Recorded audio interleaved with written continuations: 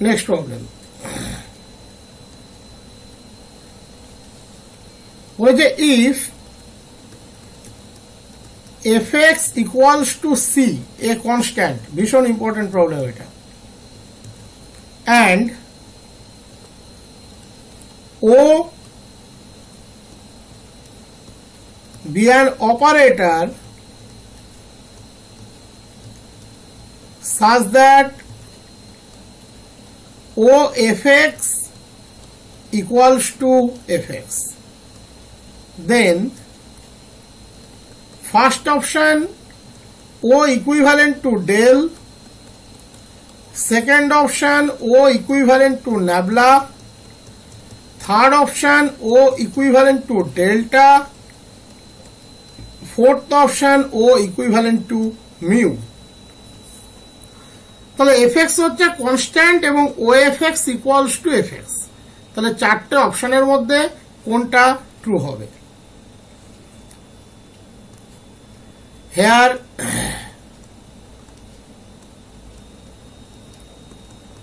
C a constant and OFX equals to fx. আমরা একটা একটা করে অপশন যাই। যদি ও ডেল্টা হয় তাহলে delta fx equals to fx, এখানে f কিন্তু কনস্ট্যান্ট, এটা খেয়াল রাখবে। তাহলে f of x plus h minus fx del fx equals to delta নয় ডেল, তাহলে fx হচ্ছে কনস্ট্যান্ট, তাহলে f of x plus ch ও কনস্ট্যান্ট, তাহলে c এর মান কিন্তু ফিক্সড হয়ে যাবে 0, যেটা জেনারেলি ইম্পসিবল।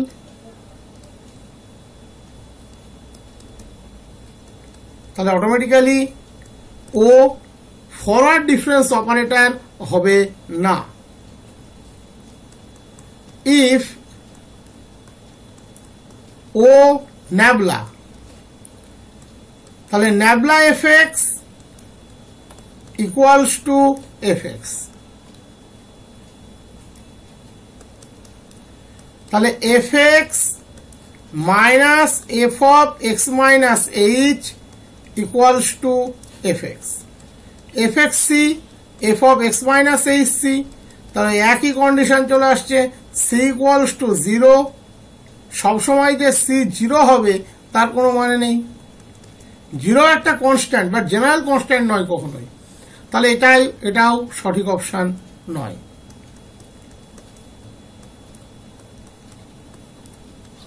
ও যদি ডেল হয় তাহলে ডেল fx ডেল্টা হয়, delta fx equals to fx। Delta fx এর ফর্মুলা কি ছিল?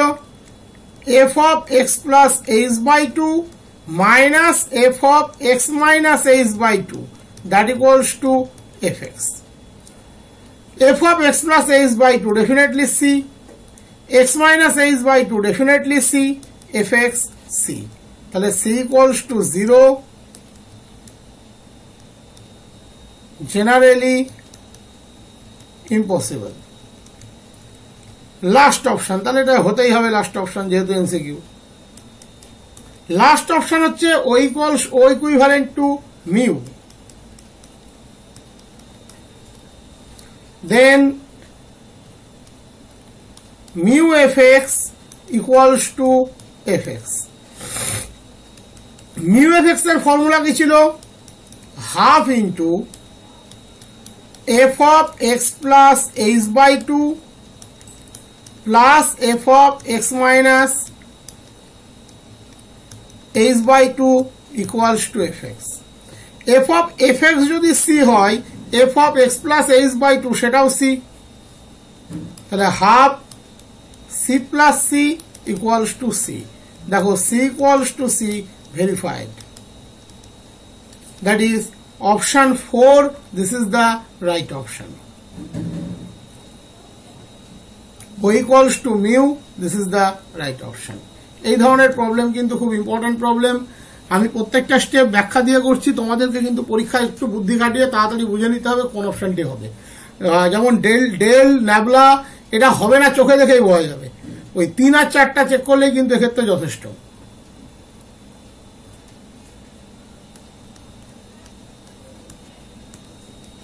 Next, find the missing term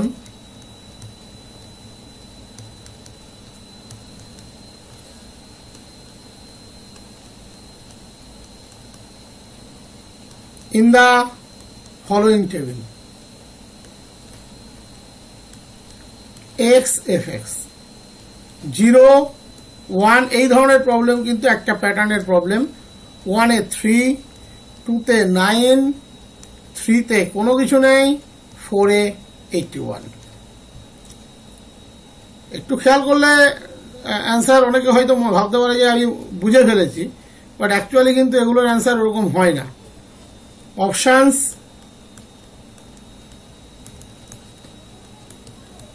11, 21, 31, 41। এক্ষেত্রে প্রথম দেখতে হবে যে আমরা গ্যাপটা কত কত পেয়েছি। গ্যাপটা পেয়েছি 0 থেকে 1, 1 থেকে 2, 2 থেকে 3, 3 থেকে 4, বাট 3 পয়েন্টের ভ্যালুটি আমরা জানি না। তার মানে fx 4টে ভ্যালুর জন্য দেওয়া আছে। তার মানে del fx, del 2fx, del 3fx, del 4fx আমরা কত দূর যেতে পারি?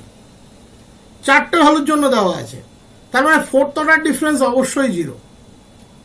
তার মানে fx polynomial of degree 3।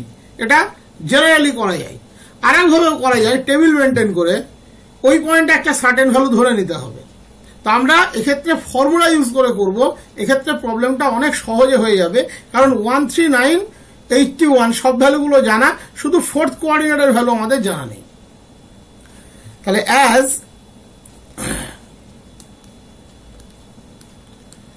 fx is known for 4 different values of x, so fx is a polynomial of degree 3 at most। 4টে ভ্যালুর জন্য আমরা ভ্যালুটা জানি 0, 1, 2, 4। তাহলে আমরা del 4fx 0 নিশ্চিন্তে ক্লেম করতে পারি, that is third difference constant, fourth difference 0। থার্ডের আগেও কিন্তু কনস্ট্যান্ট হয়ে যেতে পারে, 2 এ গিয়েও কনস্ট্যান্ট হয়ে যেতে পারে, সেটা আলাদা বিষয়। এর আগে আমরা দেখালাম তোমাদের প্রবলেম 6টা ভ্যালুর জন্য দেওয়া ছিল। প্রবলেমটা খেয়াল করো, আমি তখনও একবার এই বিষয়টা বলেছিলাম।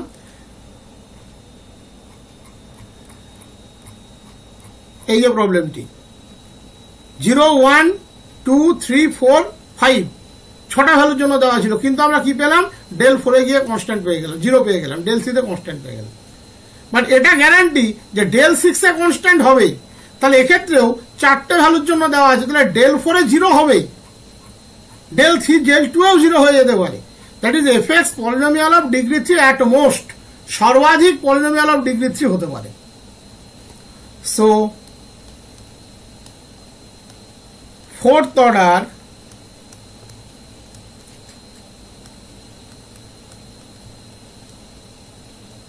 differences of fx is 0, that is del 4 fx equals to 0। del 4 মানে কত? e minus I 4 fx equals to 0। a minus b whole to the power 4 এর ফর্মুলায় ভাঙতে হবে। e to the power 4 fx minus 4 e3 fx plus 6 e2 fx minus 4 e fx plus fx equals to 0। Constant coefficient গুলো কিন্তু খুব সহজেই পাস্কালস triangle দিয়ে বের করা যায়। কিউবের কোএফিসিয়েন্ট হয় 1 3 3 1, তাহলে 4 এ হবে 1 4 6 4 1, দেখো সেটা ইউটিলাইজ করেছি 1 4 6 4 1, আর প্লাস মাইনাসটা তো অল্টারনেট ওয়েতে আসবেই। তাহলে E4fx, তাহলে fx কত স্টেপ এগোবে? 4 স্টেপ, তাহলে f of x plus 4। E3fx 3 step এগোবে, -4 f of x plus 3। E2fx 6 f of x plus 2। EFX x plus 1 plus fx equals to 0। দেখো তোমার কোন ভ্যালুটি প্রয়োজন? তোমার প্রয়োজন f4, তোমার প্রয়োজন এই f3, তাহলে তুমি জানো কোন ভ্যালু 0 1 2 4, তাহলে এই যে এক্সপ্রেশন তুমি যদি এখানে x এর মান 0 বসিয়ে দাও, তাহলে 1 2 3 4 এর ভ্যালুটা ইউটিলাইজ হয়ে যাবে, 1 3 9 8 2 1 3 এর ভ্যালুটি তুমি পেয়ে যাবে। So putting x equals to 0, f4 4f3 6f2 4f1 plus f0 equals to 0। এবারে দেখো ভ্যালুগুলো তুমি ব্যবহার করবে, 81 9 3 1, একটু দেখে নিলাম, ডিরেক্ট লিখে দিচ্ছি এবার। তাহলে 81 4f3, ভুলে গেলাম আবার 9 3 1, সরি 6 গুণ 9 4 গুণ 3 প্লাস 1 equals to 0। তাহলে 4f3 equals to 12 minus 54 minus 81, sorry এটা মাইনাস, এগুলো প্লাস, -4f3 ছিল, প্লাস 1, তাহলে 82 থেকে 12 বিয়োগ করলে হচ্ছে 7124, তাহলে f3 equals to 31। This is the right option. This is the right option. আজকের লাস্ট প্রবলেম, এবং এটার সাথে এই চ্যাপ্টার শেষ। পরের দিন থেকে শুরু হবে তোমাদের interpolation.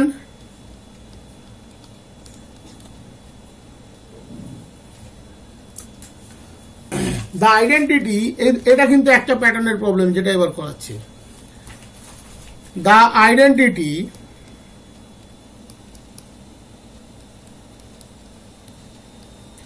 u0 minus u1 plus u2 minus u3 plus ...